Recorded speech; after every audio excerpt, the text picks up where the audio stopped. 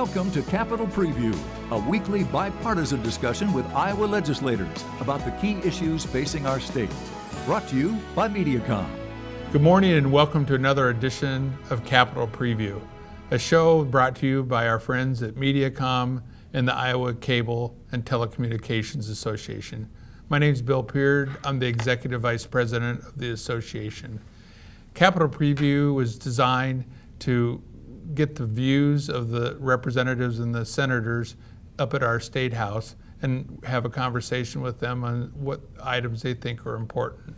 Our guest today is Scott Ourth, District 26 representative from Warren County, also covers the cities of Indianola, Carlisle, Lacona, Martinsdale, and Liberty Center.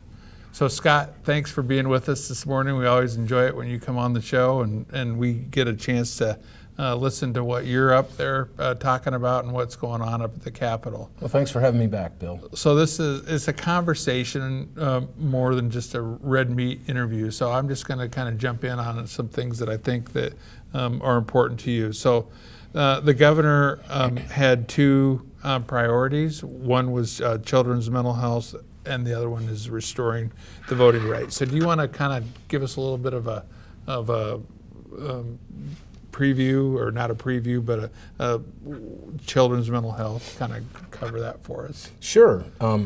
Sure. Well, again, thanks for having me back. It's always good to be here. Yeah. The fundamental issue, Bill, on this children's mental health thing is that Iowa does not have a children's mental health infrastructure or any kind of programmatic structure to allow families of children living with mental health issues to seek supports and services. For years now, if mom and dad discover that their child is beginning to, show symptoms of some sort of mental illness, they've had to travel to Illinois or Minnesota or Wisconsin. They've actually had to leave the state in order to find appropriate supports and services for their child. That, to me, it kind of defies logic, but it's true.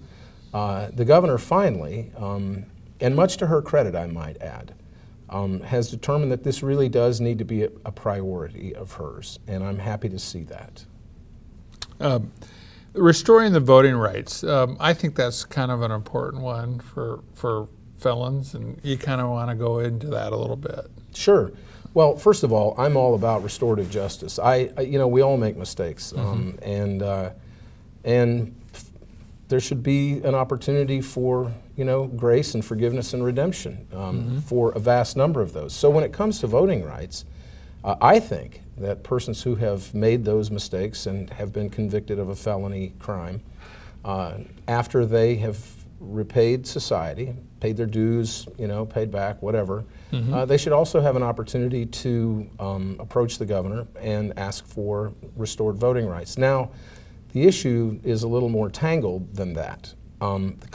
What's going on right now, Bill, is that there's a constitutional, we've taken the first step to amend the Constitution in the House in order to provide for a constitutional amendment that will guarantee restored voting rights for certain felons. So we just voted on it in the House this last week.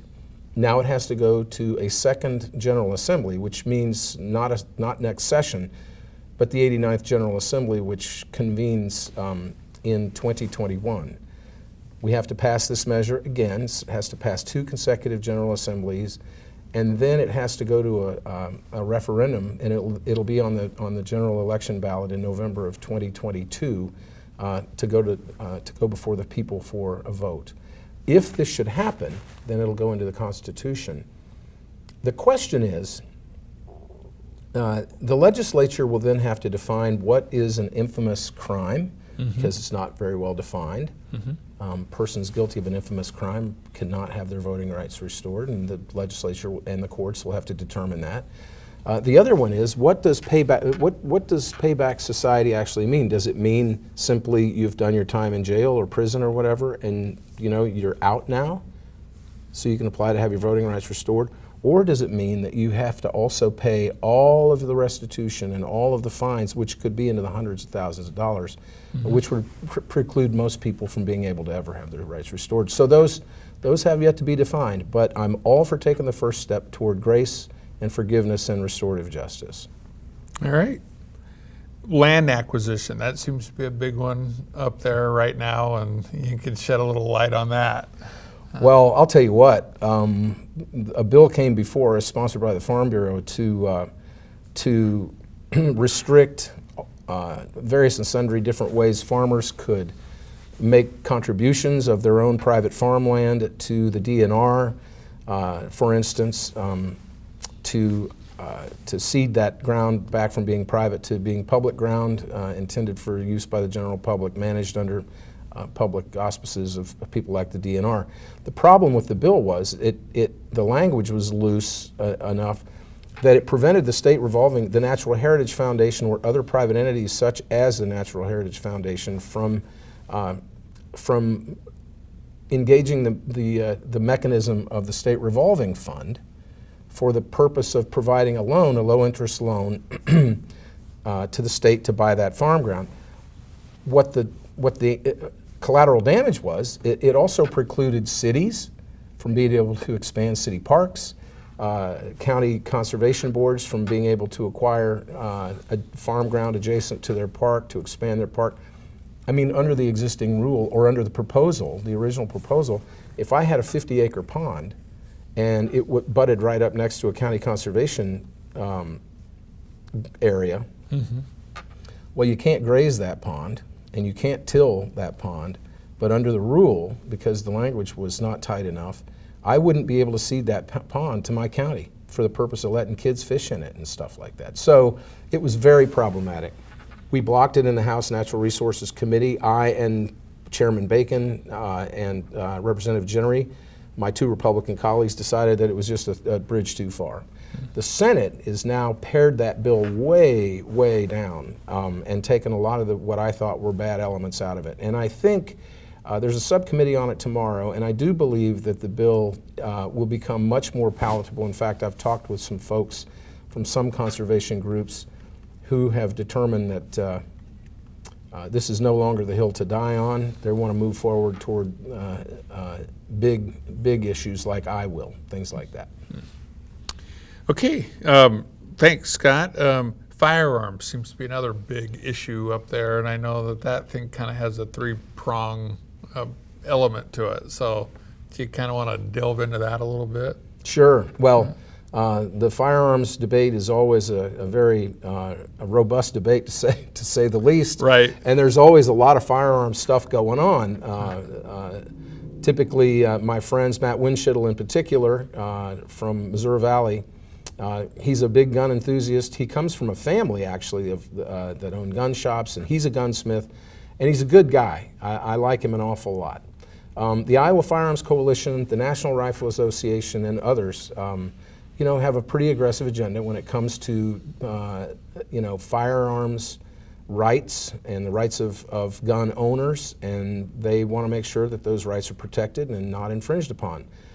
The first bill was a bill to amend the Iowa Constitution to include language, a test, a judicial review called strict scrutiny. Well, frankly, Bill, I don't know what that is, and I've called like 100 lawyers and gun owners. I made 100 phone calls and said, hey, how do you feel about the Second Amendment? Oh, I love the Second Amendment. I know what it means. It protects my right to keep and bear arms. It's been untouched for 228 years. The original language that James Madison put in our federal Constitution. Then when I ask these same people, what does strict scrutiny mean? And they're like, what? Yeah. I'm not real big on putting something into our Constitution that no one has a definitive, common definition for. Right. So I threw an amendment in to put James Madison's original 1791 Second Amendment in our Constitution. Believe it or not, Bill, for the first time in recent history, 100% of my Democratic colleagues voted yes on the Second Amendment to put it in our Constitution. It failed by a narrow margin. So that'll move on. A constitutional amendment for some judicial review that I still don't quite understand. The second one was a bill to allow people 20 years old or younger, and younger not being defined. I mean, all the way down, conceivably to whatever, 1 or 2 years old, in the extreme, to hunt deer with a pistol under the supervision of an adult 21 years old or older, who has a valid hunting license. I had a problem with that because Smith & Wesson doesn't make handgun grips to accommodate the musculoskeletal structure of a 5-year-old. Mm-hmm. And the brain development issue. I mean, the prefrontal cortex. There's just a whole lot of stuff going on with a little kid handling a hand. And it's not on the range like the parental supervision thing. We went through that last year, and in a controlled environment, if dad or mom or Uncle Joe or whoever is helping you out and you're on the range and it's a controlled environment, that's one thing. If you're in the woods, I know grown men who get buck fever and start shaking when the deer start coming out and they're running and it's just total chaos. So a 10-year-old with a 45 with deer running all around everywhere, and this kid's got a handgun in his hand, that's not exactly a controlled environment in my book. No. I wasn't for that. I wanted to talk about that a little bit longer. And then the other one, of course, is what they refer to as the Family Defense Act, which is a bill to allow conceal and carry permit folks, legally permitted people, to take concealed firearms onto school grounds, up to the front door of schools, public places like courthouses and et cetera. And we need to have a longer discussion about that one as well. That one is not up for a vote. I haven't found it on any calendar yet, but there's a pretty good conversation going on about that. Okay. All right, Scott. Solar energy, another big topic in discussion in this environment today. Not only in the legislature, but nationally and locally. As it should be. I mean, here's the, if we're going to have a strong, vital discussion about clean renewable energy, and that's a nationwide discussion, that's a good thing. Yeah. Real good thing, because that means we're moving in the right direction. There are countervailing forces. I mean, there's all kinds of different market niche type things for wind and solar and et cetera. The conversation now is about, it's kind of confusing too. The one side is saying that people who produce solar energy do so, they're cheating everybody else because they don't pay for the power lines or the transmission costs or this or that or the other. When in fact, solar energy producers sell a lot of that back onto the grid for like 10.5 cents per kilowatt hour.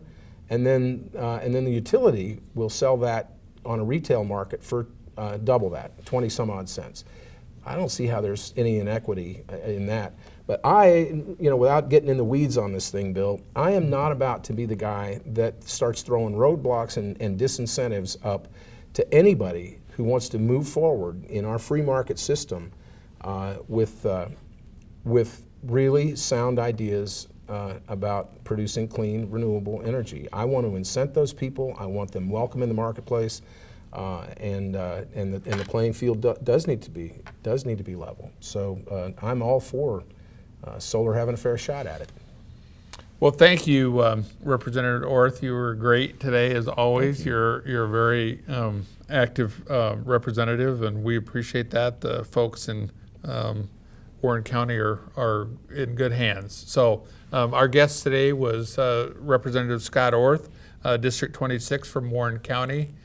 Please tune in to another episode of Capitol Preview.